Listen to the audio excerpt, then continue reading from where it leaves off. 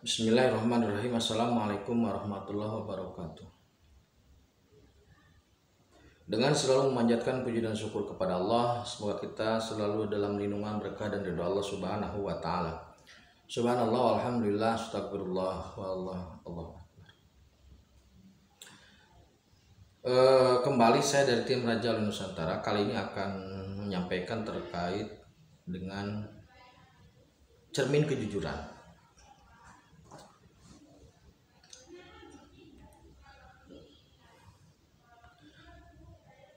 Dalam video sebelumnya tentang karma pala, saya sudah sampaikan bahwasanya saat ini di dunia ini sudah memberlakukan hukuman lisan atau tulisan.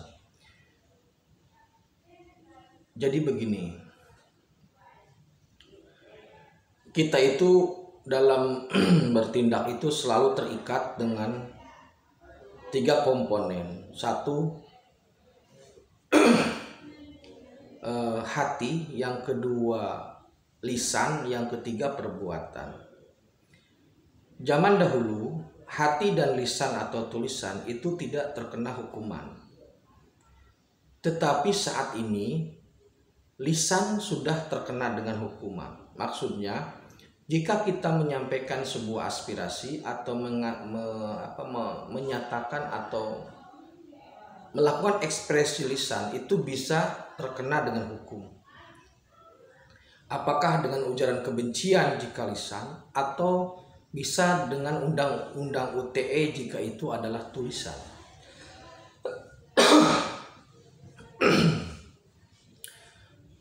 Pemberlakuan undang-undang terhadap lisan dan perbuatan ini sama seperti hukum akhirat atau hukum langit. Jadi saat ini hukum dunia sudah sama dengan hukum langit. Hukum langit itu tidak pernah sampai saat ini pun itu tidak ada struktur menghukum hati. Jadi hati itu tidak dihukumi. Tetapi untuk lisan dan perbuatan semenjak dulu, semenjak Rasulullah, semenjak para nabi itu ada hukumnya. Jadi kalau kita mengatakan sesuatu yang kasar atau yang buruk itu ada catatannya.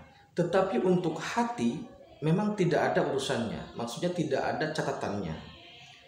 Namun Allah memberkahi, Allah memberi berkah dengan sifat Rahman Rahimnya Allah, bahwasanya siapapun yang berniat kebaikan, berniat melakukan kebaikan, itu walaupun baru niat itu sudah mendapatkan 1 poin gitu.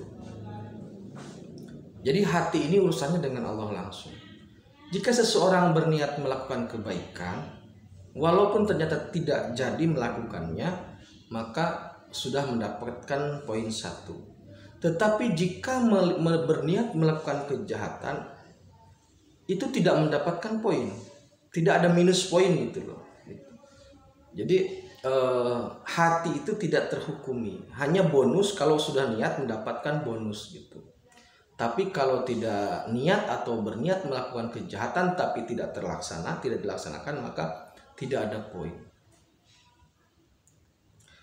Nah, saat ini hati, lisan, dan pekerti sudah terhukumi. Oleh karena itu, dalam video sebelumnya tentang cermin 1 arah dan cermin 2 arah, ini ternyata berlaku. Ternyata sudah berlaku. Artinya, hati, lisan, dan perbuatan kita itu akan terus dibayangi oleh hukum-hukum itu, sehingga sebaiknya kita ini terus bercermin terhadap apa yang kita ucapkan, apa yang kita katakan dalam hati, apa yang kita ucapkan atau katakan dengan lisan, dan apa yang kita lakukan dengan perbuatan.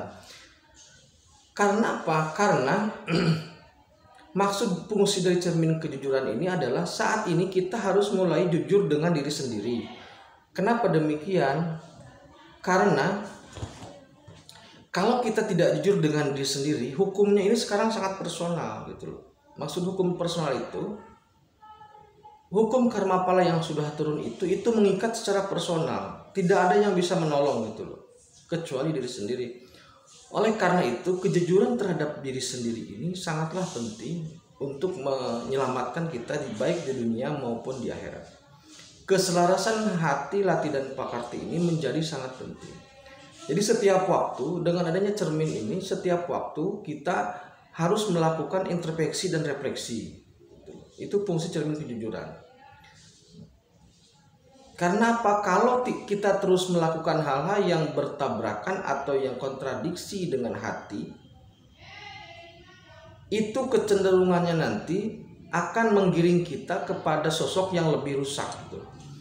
Misal begini, jika seseorang dalam hatinya itu ada kesombongan yang luar biasa, maka kecenderungannya nanti kesombongannya itu akan terus ditambah, kemudian akan terucapkan dan akan terlakukan dengan perbuatan, sehingga nanti akan terkena dengan hukuman.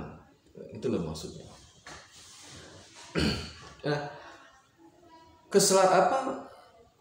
Keselarasan hati, latih, dan pekerti ini memang sangat penting ya, pada saat pola perubahan atau pola perbaikan ini. Jangan sampai kita nanti tergeser menjadi orang-orang yang celaka. Itu. Dalam video sebelumnya saya sudah sampaikan bahwasanya setiap manusia sekarang dipasang cermin dua. Yang pertama cermin satu arah, yang kedua cermin dua arah. Cermin satu arah itu untuk keburukan, cermin dua arah untuk kebaikan. Jika Anda mendoakan orang lain dengan kebaikan, maka doa itu akan berlaku untuk Anda dan juga akan berlaku untuk orang lain manfaatnya. Tetapi jika Anda mendoakan atau mensumpah serapah orang dengan keburukan, maka yang berlaku cermin satu arah, yaitu cermin yang memantulkan kembali seluruh aktivitas buruk kita itu. Ketika aktivitas buruk itu semakin bertambah dan bertambah, maka nanti cermin itu akan menjadi furqan. Maksudnya jadi furqan itu nanti cermin itu memproses orang untuk mengambil posisi gitu loh. Anda mau ada di mana? Mau ada di garis kebaikan, di kelompok orang-orang yang baik, atau di kelompok orang-orang yang celaka. Jadi sekarang keadaan dunia sekarang sudah hampir sama dengan akhirat. Sudah mulai ada penggolongan orang baik dan orang yang jahat. Maka cermin ini menjadikan alat bagi kita untuk memposisikan diri gitu loh. Jadi setiap waktu harus bercermin, berefleksi terhadap apa yang kita niatkan, terhadap apa yang kita katakan, terhadap apa yang kita lakukan, sehingga kita nanti bisa mengambil posisi menjadi orang-orang yang baik.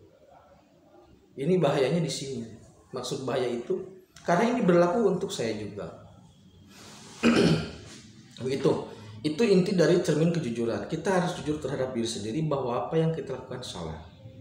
Dan ketika kita menyadari itu salah, secepatnya lah untuk kembali, secepatnya untuk beristighfar, supaya tidak terus terjerumus ke dalam kesalahan.